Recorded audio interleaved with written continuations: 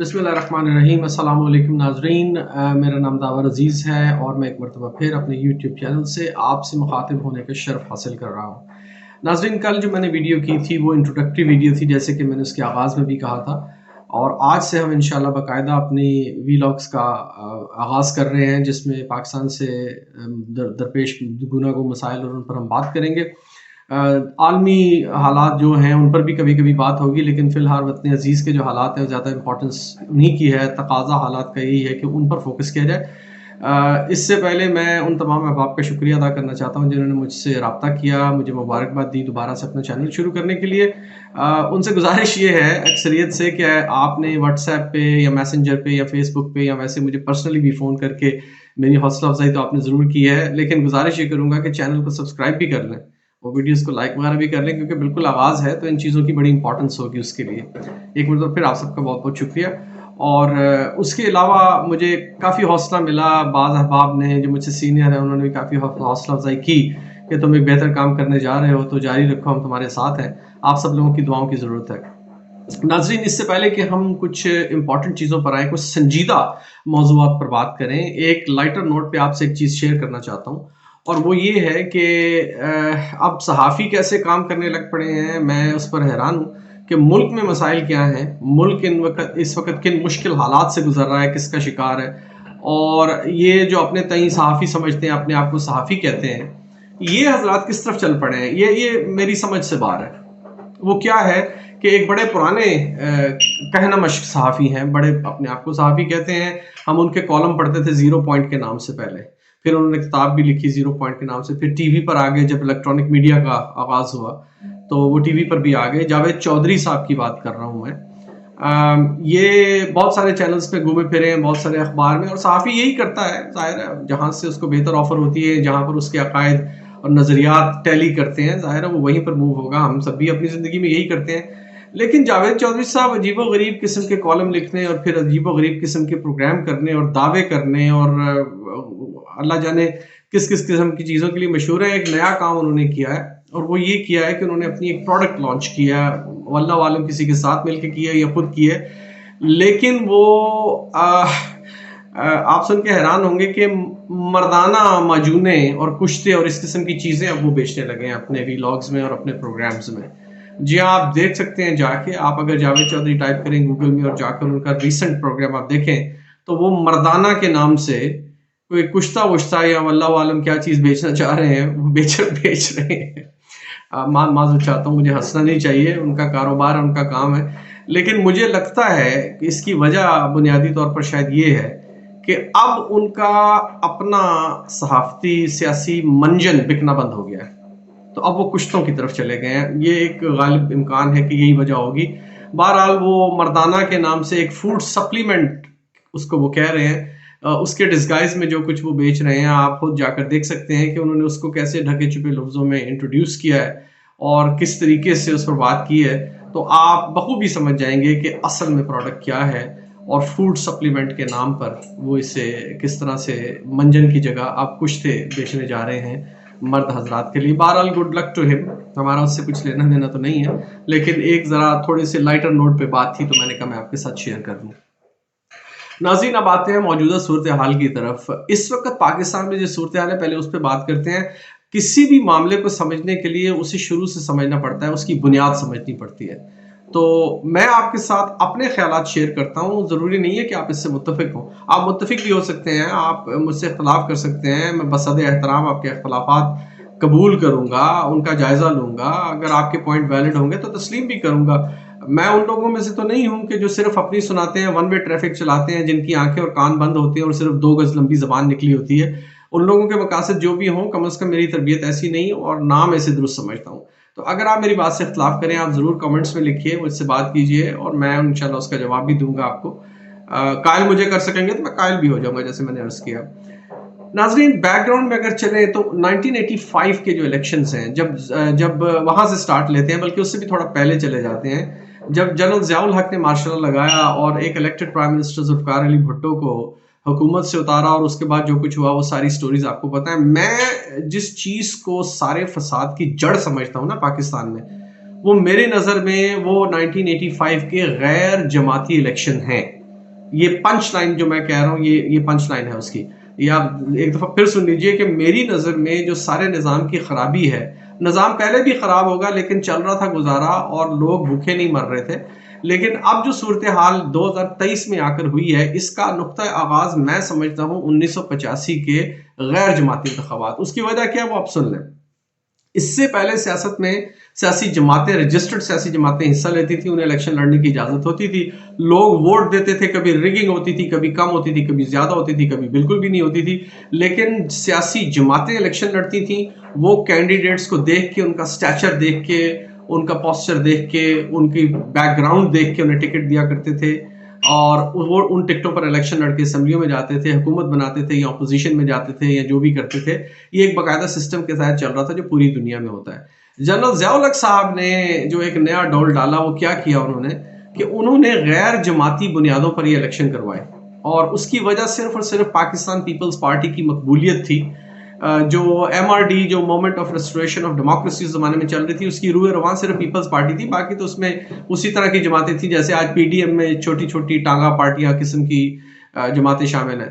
تو Peoples party کو اقتدار سے باہر رکھنے کے لیے 1985 میں جنرل ضیاء صاحب نے غیر جماعتی انتخابات منعقد کروائے تھے. اس میں ہوا کیا کہ کیونکہ پارٹیز الیکشن نہیں لے رہی تھی، الیکشن میں معاف کیجیے گا الیکشن میں حصہ نہیں لے رہی تھی، تو اس وقت جو بھی آدمی جس نے پیسہ بنایا تھا، جس کے پاس تھوڑا سا بھی پیسہ تھا، وہ الیکشن میں کھڑا ہوا جس حلقے میں وہ رہتا تھا، اور وہاں پر جس طرح سے بھی پیسے پوسے لگا کے یا ذاتی ذات برادری اور اس قسم کی ذات پات کو استعمال کر کے ووٹ لے کے اسمبلی میں پہنچ گیا. اور مجھے یہ بات کہنے میں کوئی عار نہیں کہ جہاں بہت سارے اچھے لوگ بھی اسمبلی میں پہنچے، وہاں پر ہر ایرا غیرہ نتھو خیرہ جس کے پاس کوئی 2-4 دھیلی دمڑی تھی وہ لگا کے اسمبلی میں پہنچ گیا، اور سیاسی شعور ان میں کوئی تھا نہیں. وہ صرف اٹھائی گیرے اچکے قسم کے لوگ تھے، دادا گیر رسا گیر قسم کے لوگ تھے. ان لوگوں نے جب اسمبلی میں پہنچ کر اسمبلی فارم کی تو جنرل ضیاء صاحب نے اگلا کام کیا کہ وہ اسمبلی جو غیر جماعتی الیکشنز کی بنیاد پر وجود میں آئی تھی، اس اسمبلی میں پاکستان مسلم لیگ نام کی جماعت قائم کر کے ایم این ایز کو دعوت دے دی کہ اب آپ اس جماعت میں شامل ہو جائیں. اب یہ کام ایسا ہوا کہ جو مفاد پرست تھا، جو مفاد چاہتا تھا، وہ تو سیدھا فوراً اٹھ کے راتوں رات جا کر حکومت وہ مسلم لیگ کے بینچز پر بیٹھ گیا. اب جو لوگ یہ کام نہیں چاہتے تھے اور وہ یہ سمجھتے تھے کہ الیکشن غیر جماعتی ہوا ہے تو جماعت کا کیا کانسیپٹ ہے پھر اس اسمبلی کے اندر، وہ لوگ آٹومیٹکلی نہ چاہتے ہوئے بھی اپوزیشن میں چلے گئے، جیسے حامد ناصر چٹھا صاحب تھے یا چند ایک اور لوگ تھے جن کے میں نام ذکر نہیں لوں گا طوالت کی وجہ سے. لیکن آپ سمجھ سکتے ہیں کہ ہوا کیا، پہلے غیر جماعتی الیکشن ہوئے، ہر قسم کا انسان بغیر کسی چیک اینڈ بیلنس کے ایم این اے منتخب ہوا، اور اس کے بعد وہ آ کے حکومتی بینچوں پر بیٹھ گیا. اور مسلم لیگ نون تو خیر اس وقت نہیں تھی، پاکستان مسلم لیگ کے نام سے جو جماعت ریوائیو کی گئی تھی اس کا وہ حصہ بن گیا. اب اس سے کیا ہوا کہ آٹومیٹکلی جن لوگوں نے اس میں شرکت نہیں کی وہ لوگ اپوزیشن میں چلے گئے، ان کے درمیان رسہ تانی، کھینچا تانی، یہ تمام چیزیں شروع ہوئیں. اور وہاں سے وہ لوگ جو بنیادی طور پر کاروباری تھے یا بنیادی طور پر انڈسٹریلسٹ تھے یا جن کے پاس بلیک کا پیسہ بڑا تھا، ان لوگوں نے قانون سازیاں کرنی شروع کی جو ان کی اپنی فیور میں تھیں، اور مخالفین جو کہ ان کے ویسے تو مخالف شاید نہ ہوں لیکن آٹومیٹکلی جب وہ اپوزیشن میں آ گئے تو وہ مخالف بن گئے، تو ان کے خلاف قوانین سازی کی گئی، اپنے حق میں قانون سازی کی گئی، اور پیسے بنانے کے ایسے ایسے طریقے ایجاد کیے گئے، گھوڑے فروخت ہوئے، بلکہ پورے کے پورے استبل، کبھی چھانگا مانگا اور کبھی میریٹ وہاں پر اسلام آباد اور کبھی بھوربن اور کبھی کہاں پر لوگوں کو لے جایا گیا. یہ سب کہانیاں آپ کو پتہ ہے. میری نظر میں اس نظام میں جو اصل خرابی آئی ہے یہ وہاں سے سٹارٹ ہوئی ہے. اب آپ دیکھ لیں اس بات کو تقریباً 40 سال ہو چکے ہیں، ہم اسی سسٹم کے اندر ہیں، اسی سسٹم میں رہ رہے ہیں. اور حد یہ ہے، سب سے بڑی جو بنیادی خرابی اس معاشرے میں آئی ہے وہ یہ ہے کہ وہ بچے جو 1985 میں پیدا ہوئے تھے اب وہ 27-28 سال کے 30 سال کے ہونے والے ہیں، خود بال بچے دار ہو گئے ہیں. یہ وہ لوگ ہیں جنہوں نے پیدا ہوتے ہی کرپشن کو دیکھا ہے، اور وہ کرپشن کو کرپشن سمجھتے نہیں ہیں. وہ ایک چیز ہوتی ہے نا کہ آپ کسی چیز کو دل میں برا جانتے ہیں لیکن کرتے رہتے ہیں کہ یار کر تو میں غلط لاؤں لیکن چلو فائدہ ہی ہو رہا ہے، 4 پیسے بن رہے ہیں. لیکن یہ لوگ تو اس سے بھی نچلے درجے پر گر گئے کیونکہ انہوں نے پیدائش ہی اپنی آنکھ ہی کھولی ہے کرپشن میں. کرپشن ایک نارملائز چیز تھی، ایک نارمل ایکسیپٹڈ چیز گنی جاتی تھی. جس سائنٹیفک طریقے سے کرپشن کو پروان چڑھایا گیا اور جس طرح سے انسٹیٹیوشنلائز ڈسٹرکشن کی گئی ہمارے مختلف اداروں کی، اپنے لوگ لا کر بٹھائے گئے تاکہ وہ ان کو نہ پوچھیں اور وہ انہیں نہ پوچھیں. وہ ونڈ کھاؤ تے کھنڈ کھاؤ جو ایک پنجابی کا محاورہ ہے، وہی والی بات ہے. تو ان لوگوں نے جس طرح سے پھر سسٹم کو تباہ کیا ان سیاستدانوں نے، میں نے سیاستدان بھی نہیں کہتا ناظرین، یہ لوگ سیاست کار ہیں، یہ سیاست کاری کرتے ہیں، یہ سیاست کرتے ہیں، سیاستدان سیاست سمجھتا ہے، وہ سمجھ کے سیاست کرتا ہے، یہ لوگ سیاست کار تھے۔ ان لوگوں نے جس طریقے سے اپنے مفاد کی خاطر انسٹیٹیوٹس کو تباہ کیا، نااہل، نکمے، ناکارہ، کرپٹ، بددیانت لوگ لا کر وہاں پر بٹھائے تاکہ وہ بھی کرپشن کریں اور وہ ان کو نہ پوچھیں اور یہ ان کو نہ پوچھیں۔ ظاہر ہے جب ہر کوئی ہی حمام میں ننگا ہے تو کون کسی کو ننگا کہے گا؟ کوئی نہیں کہے گا۔ جس نے ان کو پکڑنا ہے وہ بھی کرپٹ لگایا انہوں نے، اور جنہوں نے لگایا وہ خود بھی کرپشن کر رہے ہیں۔ اس کا رزلٹ ناظرین آج ہمارے سامنے اس معاشرے میں موجود ہے۔ ایسے بچے جو 30 سال کے ہو گئے ہیں، جنہوں نے ہوش ہی سنبھالا، جنہوں نے آنکھ ہی کھولی ایسے معاشرے میں جہاں نفسا نفسی کا عالم تھا، چھینا جھپٹی کا عالم تھا، ان لوگوں نے کرپشن کو کبھی کوئی ایک غیر معمولی چیز نہیں سمجھا۔ ان کی نظر میں یہ چیز نارمل ہے۔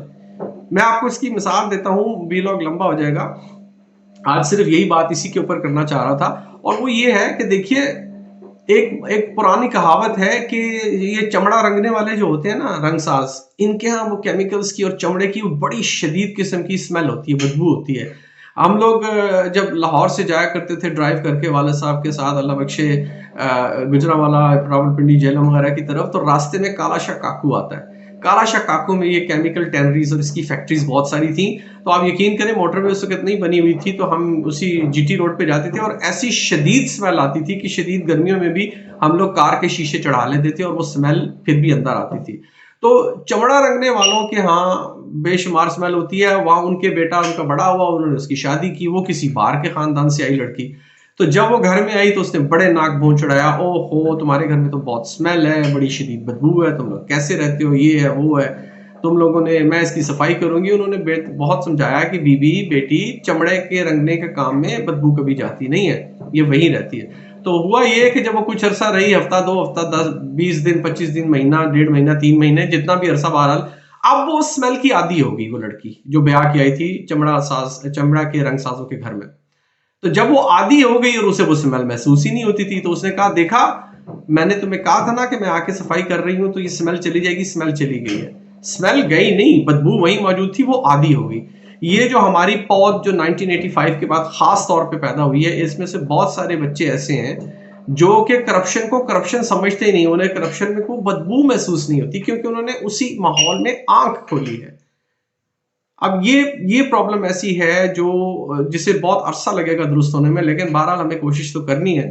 ہم اپنی آواز کے ذریعے سے، اپنے کام کے ذریعے سے آواز اٹھاتے رہیں گے اور اللہ سے امید رکھیں گے انشاءاللہ معاشرے کے ساتھ جو بھی ہوگا سو ہوگا، ہمیں کم از کم اپنی کاوشوں کا ثبوت تو ضرور ملے گا۔ تو آج کی ویلاگ میں صرف یہی بات ڈسکس کرنا چاہ رہا تھا کہ جس طرح سے آج ہم تباہ و برباد ہو رہے ہیں، اس کی اصل وجہ کیا ہے؟ اس کی اصل وجہ یہ ہے جو میں نے آپ کو بتائی کہ ہم لوگوں نے کرپشن کو انسٹیٹیوشنلائز کر لیا ہے۔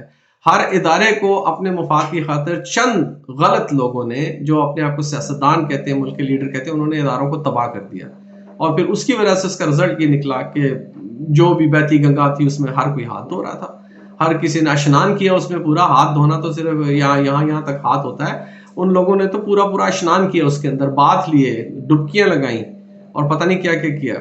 تو یہ اس کا میری نظر میں، میرا انالیسس تو یہ کہتا ہے کہ اس کی وجہ 1985 کے غیر جماعتی انتخابات تھے، جب بغیر کسی سیاسی جماعت کی پرکھ کے، ان کی کسی کو فلٹریشن کے پروسیس سے گزارے بغیر ہر آدمی کو اجازت تھی کہ وہ آ کے الیکشن لڑے، اور آزاد امیدوار تھا ہر بندہ۔ اور اس کے بعد جو غیرہ نتھو خیرہ گنگو تیلی اسمبلی میں پہنچا، انہوں نے پارٹی بنائی، اور پارٹی بنانے کے بعد وہ ایک ڈکٹیٹر کے نیچے جب تک وہ زندہ رہا، اس کے مشورے سے چلتے رہے، اور پھر لوٹ مار بھی کرتے رہے اور دوسروں کو بھی لوٹ مار کے رستے دکھاتے رہے۔